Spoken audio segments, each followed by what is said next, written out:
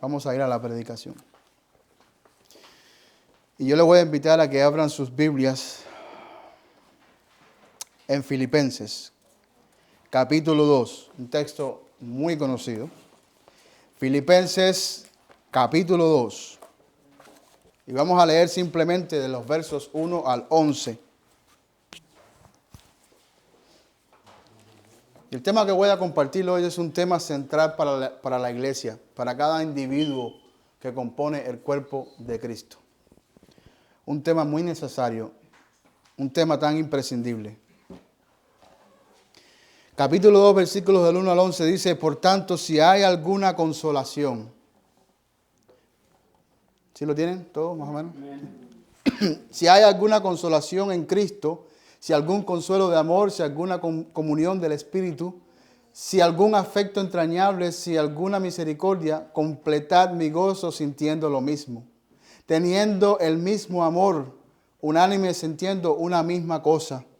Nada hagáis por contienda o por vanagloria, antes bien con humildad, estimando cada uno a los demás como superiores a él mismo, no mirando cada uno por lo suyo propio, sino cada cual también por lo de los otros. Haya pues en vosotros este sentir que hubo también en Cristo Jesús, el cual siendo en forma de Dios, no estimó el ser igual a Dios como cosa a que aferrarse, sino que se despojó a sí mismo tomando forma de siervo, hecho semejante a los hombres, y estando en la condición de hombres, se humilló a sí mismo, haciéndose obediente hasta la muerte y muerte de cruz. Por lo cual Dios también le exaltó hasta lo sumo y le dio un nombre que es sobre todo nombre, para que en el nombre de Jesús se doble toda rodilla de los que están en los cielos y en la tierra y debajo de la tierra, y toda lengua confiese que Jesucristo es el Señor, para gloria de Dios Padre. Oremos. Amado Dios, una vez más, gracias por esta iglesia, gracias por los padres.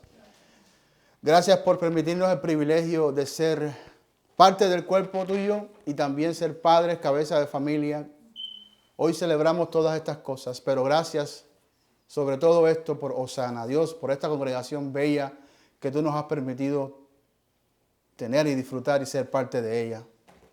Gracias, Señor, y todo lo que te rogamos y te pedimos es que tu presencia esté en medio nuestro siempre, que tu Espíritu nos guíe en todo lo que hagamos, que cada edificación, cada discipulado, cada predicación de tu palabra, cada cosa que ocurre en medio nuestro, sea una obra majestuosa de tu Espíritu en la vida de cada uno de nosotros, transformándonos, haciéndonos cada vez más semejantes a ti. Amado Dios, te rogamos, Señor, para que nuestros hijos, las próximas generaciones puedan ver esto, valorarlo y también puedan amar tu obra. Que vean en nosotros ese ejemplo para que ellos puedan continuar más adelante. Señor, te rogamos que aquellas personas que hoy están en medio nuestro, que todavía no han hecho una decisión por tu Hijo amado, que lo hagan pronto. Abre sus ojos para que eso suceda. Aquellos que lleguen a nuestra congregación, que no te conocen, que, Señor, no son salvos todavía. Señor, úsanos a todos nosotros para que esa persona pueda llegar al conocimiento de tu Hijo amado, pueda arrepentirse y pueda hallar salvación pronto. Señor, que ahí en la comunidad donde nos encontremos, esta iglesia, Señor, pueda ser conocida alrededor por sus buenas obras. Un testimonio limpio, un testimonio, Señor, que dignifique el nombre de tu Hijo amado, quien nos salvó y nos lavó y nos ha hecho, Señor, hijos e hijas tuyos. Padre, te damos las gracias, ayúdanos, guíanos, fortalece a tu iglesia para que en medio de las pruebas y de las circunstancias malas pueda prevalecer esta iglesia hasta el final. Ayúdanos, Dios, en todas estas cosas. En Cristo Jesús te lo ruego. Amén y amén. Bien, brevemente vamos a examinar este pasaje, brevemente. Y yo quiero que pongamos todos atención a una sola cosa. En esta congregación debe existir un solo sentir. En esta congregación y en todas las iglesias, obviamente, pero yo estoy enfocado en esta congregación. En esta congregación debe existir un solo sentir. Todos debemos compartir ese mismo sentir. Ese mismo sentir. Todos debemos estar unidos de corazón y mente en una misma cosa. No en varias cosas, sino en una misma cosa. Todos caminando hacia una sola dirección, llevados por ese sentir que todos tenemos por dentro. Todos debemos coincidir en lo mismo, en el mismo pensar de nuestro corazón. Todos debemos coincidir en ese sentir que vimos en la persona de nuestro Salvador Jesucristo. Él nos mostró cuál debe ser ese pensar que debe existir en medio de la iglesia. Con su ejemplo, Él trazó esa trayectoria de vida para todos nosotros, para todos sus discípulos. La única manera de ponerle final a los conflictos y a los desacuerdos entre nosotros es sintiendo todos una misma cosa. Al final, por mucho desacuerdo que tengamos, y aunque los conflictos se levanten, al final, ese sentir nos va a arrastrar, nos va a llevar a perdonarnos, a sanar las ofensas, a buscarnos otra vez, a unirnos nuevamente, a servirnos unos a otros. Más allá de las diferencias, más allá de las asperezas que puedan ocurrir en medio nuestro, por conflictos o por cualquier cosa. Si todos estamos sembrados en esa misma tierra, todos seguiremos unidos. Todos seguiremos caminando juntos. Es también la única manera en la que podemos desarrollar vidas sacrificadas los unos por los otros. Cuando todos estamos pensando igual y todos tenemos bien enfocado cuáles son nuestras intenciones están toditas unidas, alineadas en una sola y misma cosa, entonces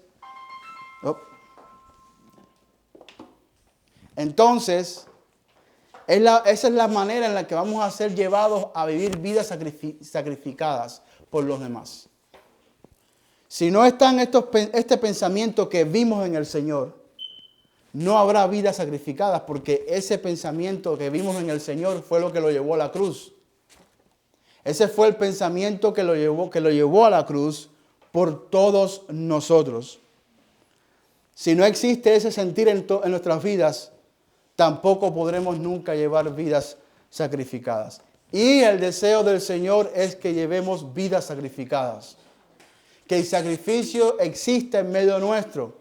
Cuando hablo de sacrificio, hablo de momentos en los cuales tenemos que esforzarnos doble, triplemente, para poder entonces contribuir a la edificación de nuestros hermanos, a la ayuda mutua, a dar nuestro tiempo, nuestras horas, nuestra vida entera con el fin de favorecer al hermano débil, al caído, al que necesita el consejo, a la iglesia como tal. Hacia esa dirección es la que nos va a llevar este pensar que vimos en el Señor. En el Señor no vimos un pensamiento egoísta, no vimos un pensamiento en el cual Él usaba de la gente para su beneficio personal. Él hizo uso de sus discípulos para beneficio personal. No vimos a un Señor siempre buscando lo suyo propio, sino vimos un Señor que se daba y se daba y se daba y se daba todo el tiempo y se daba, sin pedir nada a cambio. Momentos en los cuales los discípulos tenían que decirle: Señor, come. Señor, mira que la gente te está apretando. Señor, te van a matar. Señor, aquí corremos peligro. Se daba, se daba, se daba. El Señor no consideró una carrera política, no consideró buscar un mejor estatus de vida. El Señor se daba todo el tiempo. Eso fue lo que vimos en el Señor. Este es el pensamiento, ese es el sentir en que todos tenemos que coincidir. Es uno solo, es algo específico. Es algo único. Y todos debemos coincidir en esta realidad. Nosotros venimos al Señor, creímos en fe, arrepentidos, queremos ahora seguir a Cristo. Nosotros sabemos que el modelo de vida anterior fue un modelo de vida egoísta, fue un modelo de vida aborrecible, pésimo, entregado a la esclavitud del pecado, una vida inútil, una vida contaminada. Ahora decidimos seguir al Señor, decidimos seguir a Cristo. Su vida es mejor, es superior, su modelo de vida es el que Dios ama. ¿Qué pasó con nosotros? Ya nosotros hicimos una elección de vida. Nosotros ya elegimos nuestra vida. Esta es mi decisión de vida. Ese es el camino que voy a seguir. Lo que significa que ya no existen otros modelos de vida que nosotros estamos considerando a ver qué va a pasar con nosotros. Ya nosotros tomamos la senda. Ese es el camino. Como que usted ya busca en Google, hacia aquí voy, hacia ese lugar voy, esa es mi dirección, ya lo puse en el mapa y hacia ese lugar voy. Ya nosotros hicimos nuestra elección de vida. No existen otras sendas, no existen otras opciones de vivir frente a nosotros, solamente está un camino. Y ese camino nos llama a entregarnos. Ese camino nos llama a la unidad. Ese camino nos llama, como vuelvo y repito, a que todos seamos de un mismo sentir, de un mismo pensamiento. Aquí no hay otros pensamientos. Aquí venimos y nos congregamos y todos estamos alineados a una misma cosa. Venimos a hacer su voluntad. Venimos a hacer su voluntad. Venimos a hacer su voluntad. Venimos a dar. Venimos a entregarnos. Venimos a servir. Venimos a prepararnos, a aprender para ser guiados por el Espíritu Santo, para poder entonces desarrollar dones y poderlos entonces desarrollar de tal forma que nuestros hermanos se beneficien. Para eso estamos. Es un solo sentir. Aquí no venimos con la idea de que hoy voy a hacer la causa de envidia de toda la iglesia porque me compré un par de zapatos nuevos. Voy para allá, para qué. O para que mi iglesia vea el carro nuevo, o para ver cómo saco provecho en el ministerio y la iglesia me empieza a pagar más. O puedo, como soy músico y soy un buen músico, pues entonces deja ver cómo hago para que ganar tanto dinero al mes o deja ver cómo puedo sacar provecho, porque hay unos hermanos en la iglesia que tienen bastante billete. Entonces yo, como estoy en una de estas ventas de Jafra y no sé qué cuántas cosas más, allá hay como, a ver, ¿cuántos hermanos hay? Hay 100 hermanos. A 50 que le haga el contrato de las pirámides esta, ya con eso la hago este año. Entonces, yo no sé cuántos pensamientos están pasando por la mente de la gente. Yo no sé. Aquí Dios nos manda a tener un solo sentir. Un solo sentir. ¿Qué quiero decir con un solo sentir? Para ser más específico. Aquí solamente existe una sola ambición. Si podríamos llamarle así. Un solo anhelo. Aquí no hay varias cosas que hacer. Aquí hay una sola ambición. Un solo anhelo. Como cuando usted, ¿verdad?, que emigra a este país, tenía ciertas ambiciones. Tenía varias ambiciones tal vez. Si eras un hombre soltero, estabas buscando encontrarte aquí una pareja y luego tener tu casa y luego tener tus hijos y luego conseguir un trabajo mejor. Habían varias ambiciones. El que vivía en Cuba, en los tiempos de la crisis, el hambre no nos dejaba pensar. Las ambiciones nuestras eran llegar aquí, cruzar y encontrarnos con un sándwich, aunque sea de ese tamaño así, lleno de jamón, queso desbordado, un bistec de este tamaño, un buen potaje con todos los condimentos. Yo no sé cuáles eran las ambiciones de cada persona.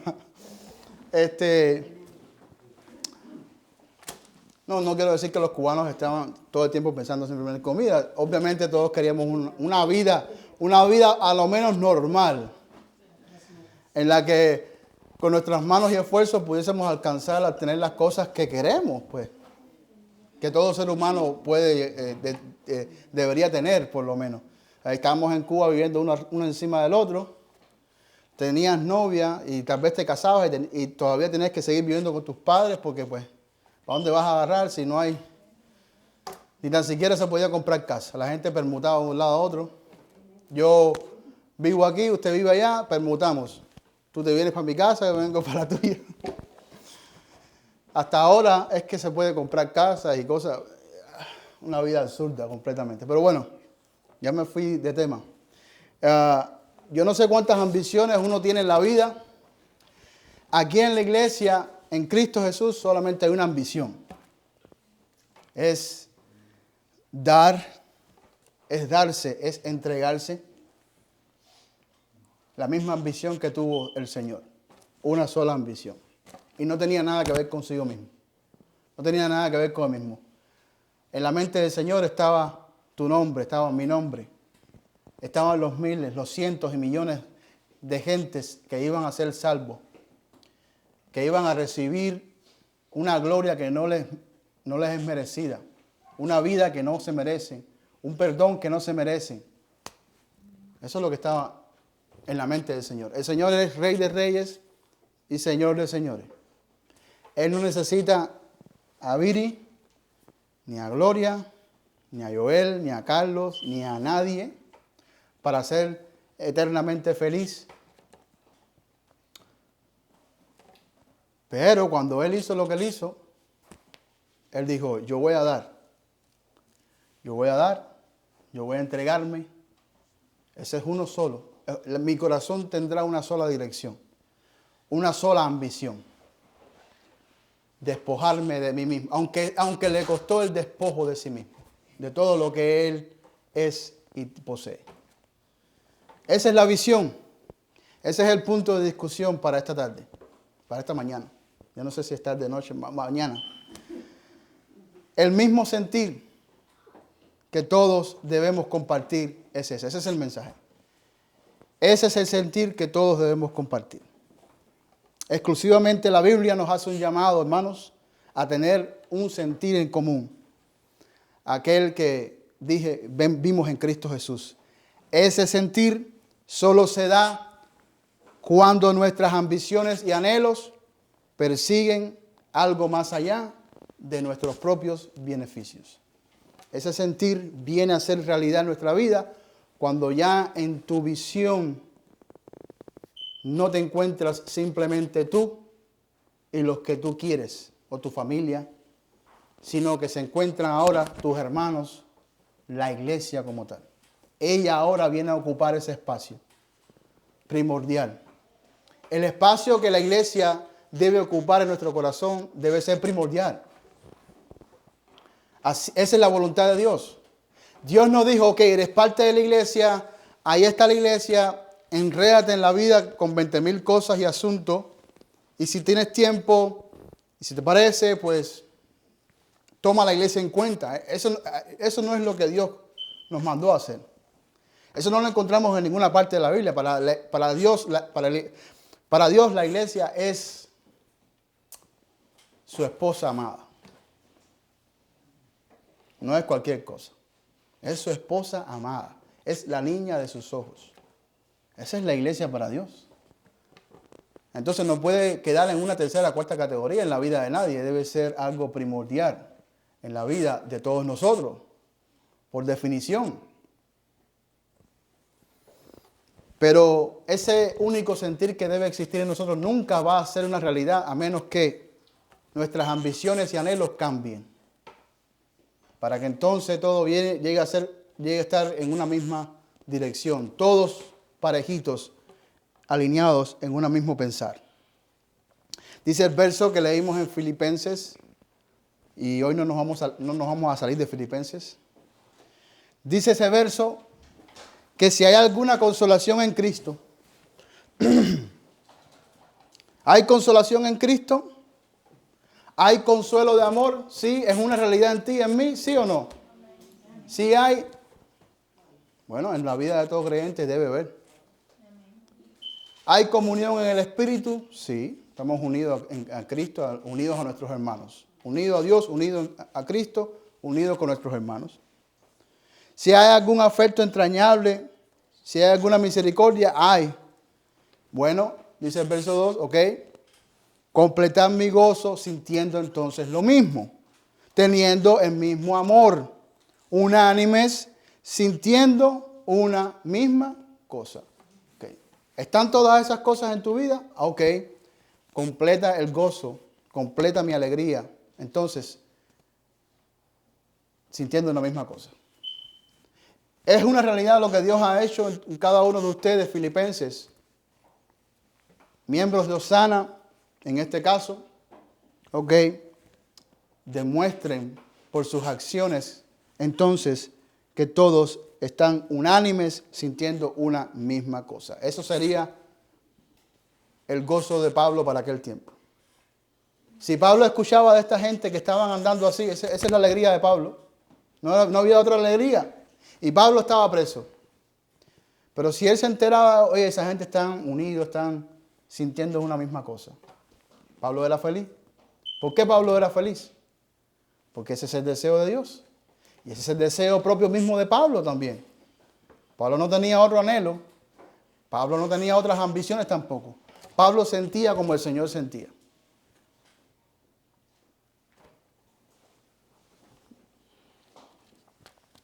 Pablo da unos consejos también en el verso 3. Nada hagáis por contienda o por vanagloria, antes bien con humildad, estimando cada uno a los demás como superiores al mismo. Oigan, ¿qué es lo que sucede con nuestra vida realmente? Que nos consideramos superiores a los demás. O usted dirá, no, eso no sucede conmigo. Lo que realmente sucede es esto, hermanos. Nos consideramos superiores, lo que significa o lo que implica que siempre pensamos que los demás deben hacer cosas para nosotros, por lo general. Aquel debe hacer esto por mí, el pastor tiene que estar ahí siempre puntual en la iglesia, con un sermón bueno, de eso que nos levante de la silla, y todo tiene que estar funcionando bien para mí. El aire en la iglesia tiene que estar a la temperatura correcta, los asientos cómodos. Ese es el modo de pensar varias veces. Todo debe estar para mí bien. Y mi hermano me debe tratar bien, me debe servir, me debe elogiar cuando traigo un vestido nuevo, yo no sé, siempre hay un pensar en que primero estamos nosotros, después los demás. Usted sabe. Pero Pablo aquí dice, no, considera a los demás superiores a ti mismo. ¿Cómo consideramos nosotros a los jefes de trabajo nosotros? Superiores. Llega el jefe. Usted puede ser que no salude a Pancho, a Esperancejo, que viene de allá de Pinar del Río, allá de Cuba, con los pies en el fango que vivía allá. El otro que viene todavía viene todo quemado del sol, de allá que trabajaba cortando caña, yo no sé. Pero llegó el jefe, el del saco. Oh, jefe, ¿cómo está? Buenos días. No debería ser así, ¿eh? Es un ejemplo, no debería ser así. Usted tiene que tratar a todo el mundo por igual, obviamente. Pero la idea de considerar a alguien superior a ti, eso va en contra de nuestra naturaleza pecaminosa. Siempre nos consideramos superiores. El que siempre tiene la razón, el que todo se la sabe, el que no se puede contradecir, el que usted sabe. Bien. No, considera a los demás como superiores a ti mismo. Lo que implica que tú estás pensando es cómo puedo hacer con mi hermano, cómo puedo servirle, cómo puedo orar por él, déjeme ayudarle. Lo consideras superior a ti mismo. Hacia esa dirección nos lleva a este sentir, hermanos. Hacia esa dirección nos lleva a ese sentir. Pero como dije al comienzo, si las ambiciones personales permanecen, nunca se podrá desarrollar en nuestra vida ese sentir que vimos en el Señor. El Señor te consideró a ti como superior a Él mismo. ¿Somos nosotros superiores al Señor? En ninguna manera. Pero Él te consideró a ti como más grande, algo más grande y sublime que Él mismo. Porque si Él determinó rebajarse a la posición que se rebajó, lo hizo considerándote a ti como una joya tan preciosa que valió la pena hacer lo que Él hizo con tal de tenerte a ti a su lado. No sé si me explico. La imagen que eso dejó fue una imagen de que Él consideró entonces a Pedro, a los discípulos, a todos nosotros como alguien superior a Él mismo. Mucho más grande que Él. Esto es algo increíble. Cuando usted considera quién es Dios, quién es el Señor, quién es Él, para que Él llegase a hacer algo tan extravagante, es algo que no podemos ni explicar ni comprender, sinceramente. Es un absurdo para la lógica humana, limitada humana, podríamos decir. Pero lo que fue manifestado, lo que se reveló en la cruz del Calvario, no tiene comparación. Supera todas las expectativas humanas en cuanto a lo que la palabra amor realmente significa, en cuanto a lo que la palabra dedicación, sacrificio, realmente significa. Dice el texto, antes bien con humildad, estimando cada uno a los demás como superiores a él mismo.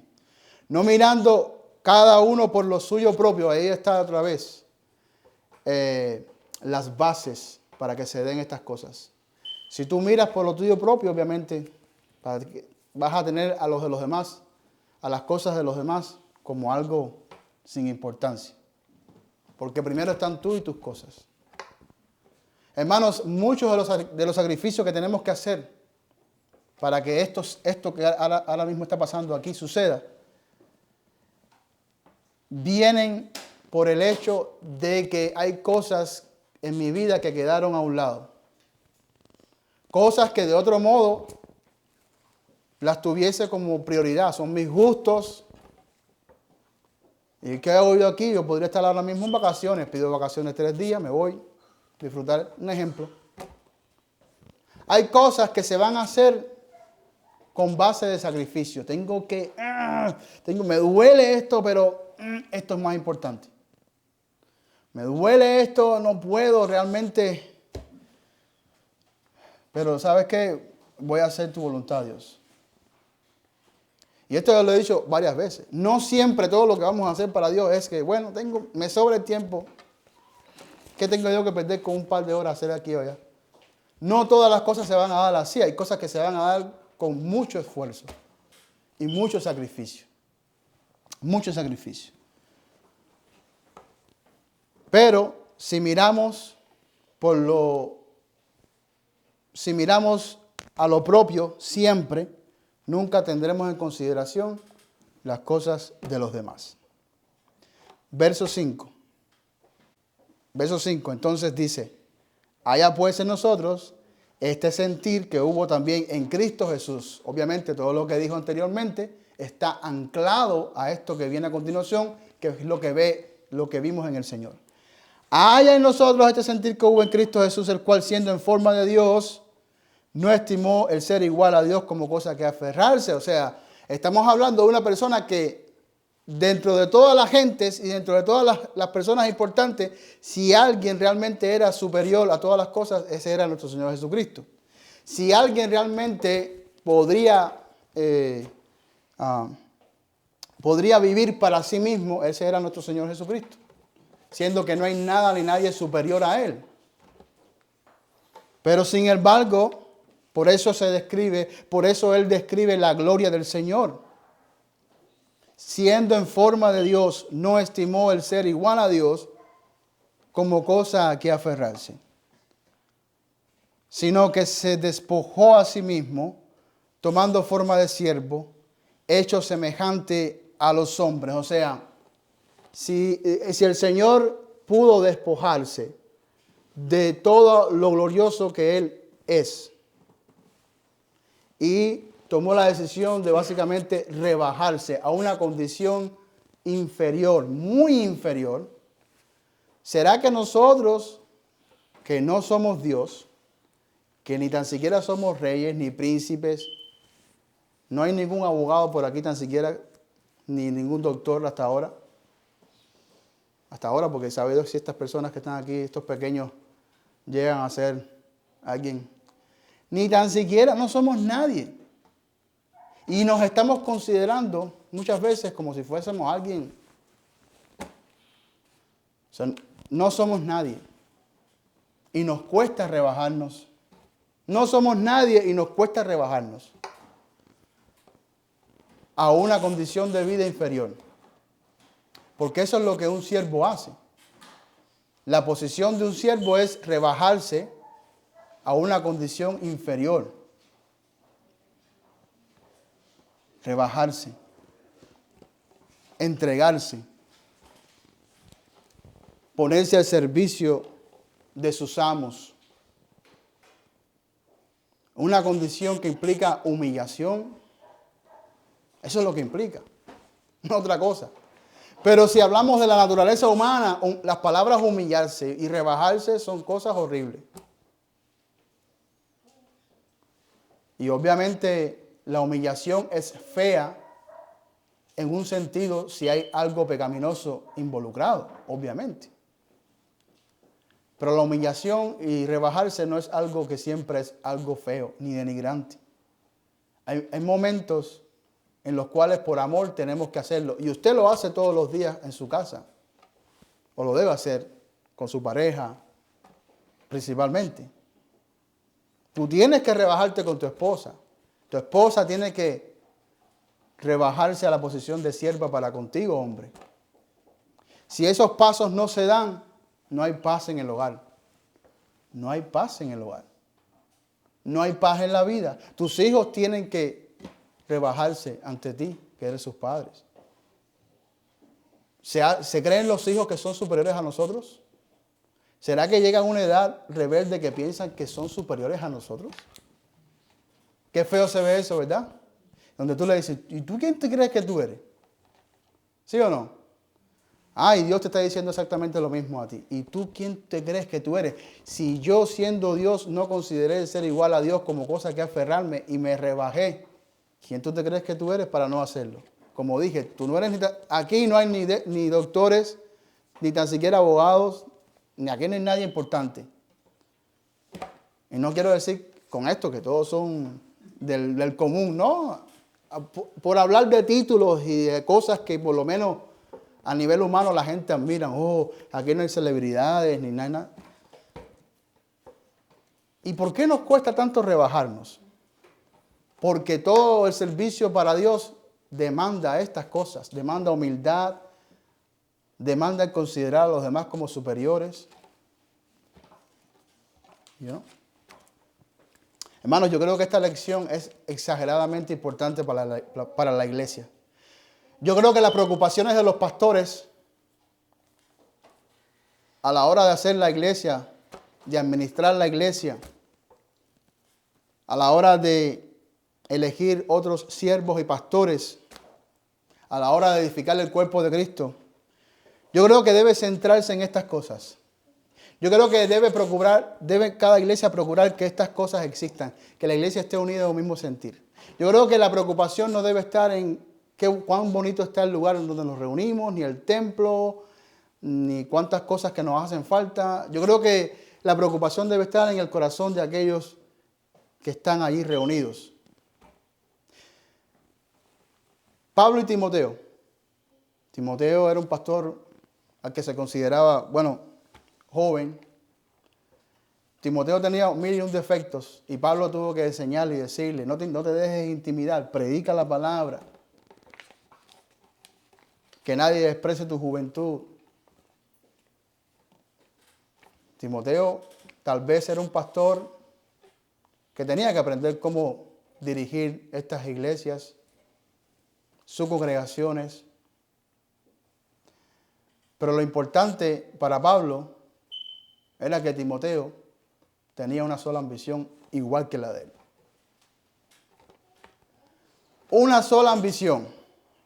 Hermanos, puede ser que aquí no se levanten hombres exageradamente capacitados para el ministerio, pero Dios quiere hombres que tengan una sola ambición, un solo sentir, alineados con Cristo. Y las demás cosas Dios las va a resolver en el camino. Lamentablemente mucha gente hoy miran y buscan más los títulos y las apariencias. Oh, mira, habla bonito, parece un presidente. Ese tiene que ser pastor. Yo estuve en iglesia donde así se hacía con mucha gente. Oye, ¿usted tiene voz de pastor? Al próximo domingo lo ponían a predicar. Pero hermanos, miren, ¿qué nos cuesta entonces rebajarnos? ¿Qué nos cuesta entonces humillarnos? Dios se humilló a sí mismo haciéndose obediente hasta la muerte y muerte de cruz. La humillación de Dios no le llevó a nada bueno humanamente hablando. Se humilló hasta lo último, hasta perderlo todo. Ese fue el grado de humillación del Señor, hasta perderlo todo. No dejó nada, no quedó nada en reservas. Nada quedó. Y yo sé que estas palabras son grandes, pero ese es el ejemplo.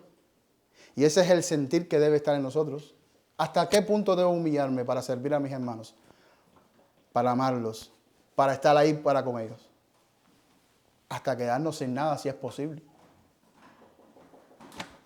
Se humilló a sí mismo, haciéndose obediente hasta la muerte, muerte de cruz, por lo cual Dios también le exaltó hasta los sumos y le dio un nombre que es sobre todo nombre, para que en el nombre de Jesús se doble toda rodilla a los que están en el cielo, la tierra, debajo de la tierra, y toda lengua confiese que Jesucristo es el Señor, para la gloria de Dios Padre. Estos son los grandes en el reino de los cielos. Estos son los grandes delante de Dios. Los grandes, los que se humillan. Como el Señor le dijo a uno que quería llegar a ser alguien grande en el reino de los cielos. El Señor dijo, los príncipes de esta vida se enseñorean, pero en el reino de los cielos no será así, sino que el menor, el servidor, es el que llegará a ser alguien grande. Estoy parafraseando las palabras del Señor. Los que sirven son los que llegan a ser gente grande. Los que sirven. Ese es el deseo y la intención de Pablo cuando él escribió estas cosas. Ese es el deseo. Esa es la preocupación de Pablo. Esa es la intención de Pablo. En ver en Filipos gente que piensen así.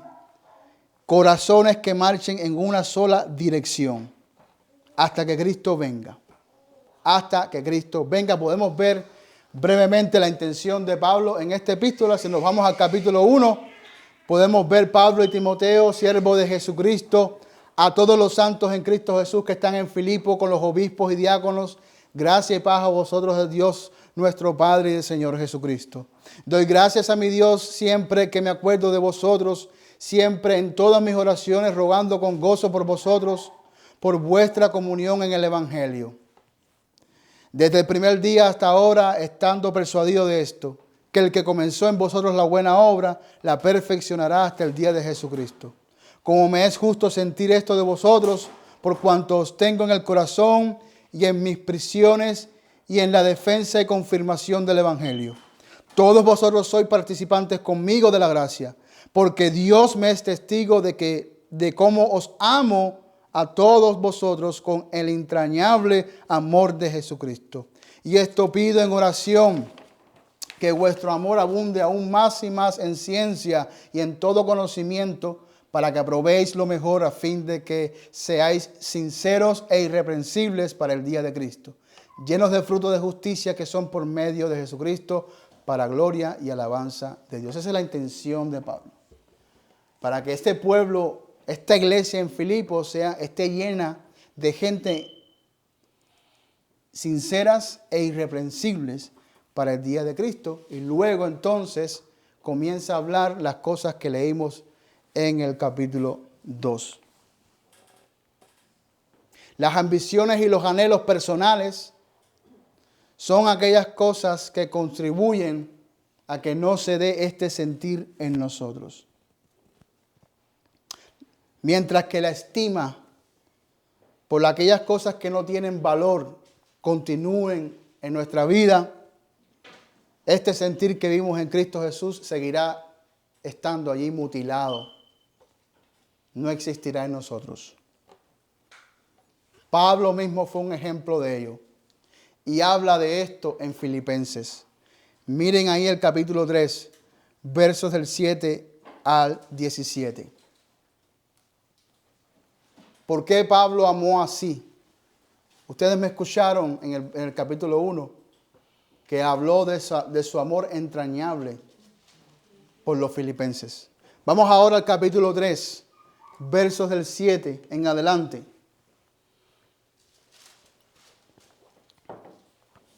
Capítulo 3, versos del 7 en adelante. Y estamos hablando de lo que implica perder el valor por las cosas que uno tiene en esta vida. Dice, pero cuantas cosas eran para mi ganancia, las he estimado como pérdida por amor a Cristo. Y ciertamente aún estimo todas las cosas como pérdida por la excelencia del conocimiento de Cristo Jesús, mi Señor, por amor del cual lo he perdido todo y lo tengo por basura para ganar a Cristo y ser hallado en Él, no teniendo mi propia justicia que es por la ley, sino la que es por la fe de Cristo, la justicia que es de Dios por la fe, a fin de conocerle y el poder de su resurrección y la participación de sus padecimientos, llegando a ser semejante a Él en su muerte, si en alguna manera llegase la resurrección de los muertos.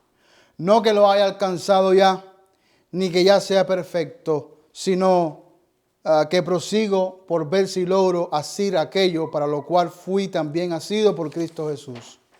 Hermano, yo mismo no pretendo haberlo alcanzado, pero una cosa hago, olvidando ciertamente lo que queda atrás y extendiéndome a lo que está delante, prosigo la meta, al premio de supremo llamamiento de Dios en Cristo Jesús. Así que todos, oigan, todos los que somos perfectos, esto mismo sintamos, y si otra cosa sentís, esto también os revelará Dios. Pero en aquello a que hemos llegado, sigamos una misma regla, sintamos una misma cosa. Hermanos, ser imitadores de mí y mirar a los que así se conducen según el ejemplo que tenéis en nosotros. Un solo ejemplo, un solo sentir. ¿Qué hizo Pablo con todo lo que él era y poseía? Basura. Si eso no existe, lo otro no se va a dar. No se va a dar lo otro, sino que seguiremos considerando valiosas aquellas cosas que tenemos que dejarla a un lado para que se dé el amor entonces entre nosotros. Y Pablo dice, este debe ser el sentir. Yo no pretendo haberlo alcanzado ya, pero prosigo hacia la meta, al cumplimiento de lo que Dios me mandó a hacer. Sigo hacia adelante para cumplir lo que Dios me mandó a hacer. Del mismo modo, todos tenemos que tener este mismo sentir y ser imitadores de hombres como Pablo, que a su vez imitó al Señor en ese sentido. Por medio de este sentir seremos capaces de llenar nuestras vidas de frutos de justicia. Seremos capaces de demostrar por obras, ¿verdad?, el amor, por obras, aquellas cosas que Dios le agrada para con nuestros hermanos. Las consecuencias de este sentir es el de un continuo obrar en justicia, donde el Señor es magnificado en nuestros cuerpos, obrando continuamente en la vida de los demás. Este obrar en justicia es nuestra ganancia. Es en lo que realmente vemos o debemos apreciar ganancia. Realmente Pablo no perdió nada, Pablo ganó. Pablo ganó. Cada vez que Pablo se negaba a sí mismo, Pablo ganaba. Cada vez que Pablo se consideraba menos que los demás, Pablo ganaba. Este es un camino de obrar justo, pero es ganancia. Es ganancia real. No hay pérdidas que lamentar aquí. Es ganancia, es un camino de ganancia totalmente real. Dice en el capítulo 1 de Filipenses, y dije que no nos íbamos a ir de Filipenses, y ya voy terminando. Filipenses 1, 20 al 24. Filipenses 1, 20 al 24. Conforme a mi anhelo y esperanza de que en nada seré avergonzado, Antes bien, con toda confianza, como siempre, ahora también, será magnificado Cristo en mi cuerpo, o por vida o por muerte. Si usted lee un poquito anterior, Pablo está preso y él espera ser libre prontamente. Pero Pablo dice, yo tengo confianza de que el Señor Jesucristo, siendo que esté en estas condiciones lamentables, esté vivo, esté muerto, el Señor será glorificado como quiera. 21, porque para mí el vivir es Cristo. Entonces, ¿hay ganancia o no? Pablo, así consideraba Pablo, ganancia, aún en sus peores condiciones. Y el morir es ganancia, mas si el vivir en la carne resulta para mí en beneficio de la obra, no sé entonces qué escoger, porque de ambas cosas estoy puesto en estrecho, teniendo deseo de partir y estar con Cristo, lo cual es muchísimo mejor, pero quedar en la carne es más necesario por causa de vosotros. De todos modos, era ganancia para Pablo. Si partía con Cristo, ok, estoy mejor porque estoy con el Señor. Si me quedo, es necesario porque ustedes son beneficiados y la iglesia es edificada. Pablo no veía pérdida de ninguna forma de las otras. Pablo no veía pérdida en nada con relación a su vida. No había pérdida. Era solamente ganancia. Hermanos, termino con lo siguiente. Puedes ver, puedes visualizar este sentir del cual he venido hablando desde el comienzo. Puedes verlo, puedes ver el corazón de esta gente, puedes verlo, puedes comprenderlo. ¿Lo has sentido? ¿Te has alineado con ese pensamiento y sentir del Señor?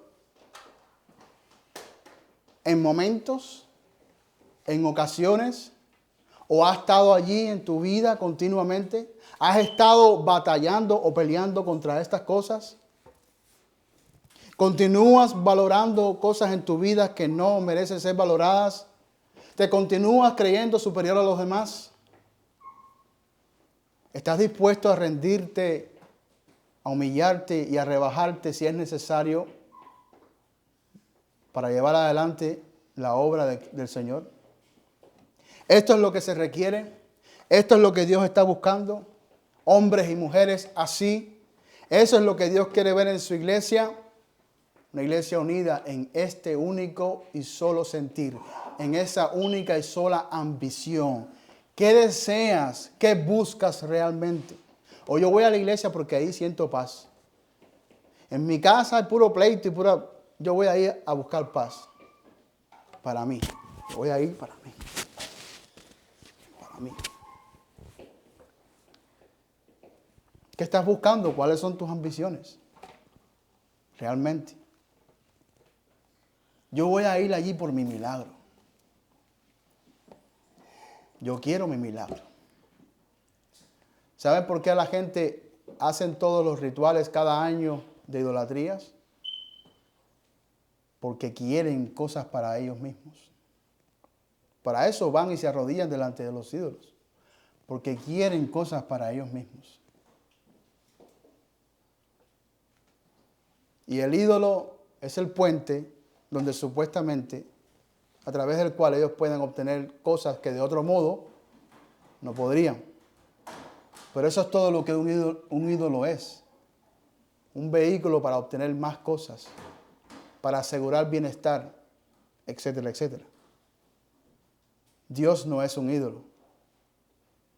Dios es soberano y es real. Dios no es un engaño ni es un objeto para ser usado. Dios te ha puesto en una iglesia. Dios quiere que le sirvas. Dios quiere que ames al pueblo. Dios no quiere que tú tengas otras ambiciones. Eso es lo que Dios desea ver en todos nosotros. ¿Lo entiendes? ¿Lo comprendes bien? No batalles contra esas cosas. Aprende a darte para el Señor. Aprende a darte para Él. Aunque sean a través de lágrimas. Aunque duela. Aprende. Vamos a orar. Padre, te damos las gracias. Gracias por el ejemplo de tu Hijo. Gracias porque no estamos aquí como que llenos de duda en qué hacer o cómo hacer, o hacia dónde debemos dirigir nuestras vidas, cómo actuar, cómo pensar, cómo sentir. Señor, no nos dejaste así en lo oscuro, sino que nos diste luz y nos has revelado el camino de justicia.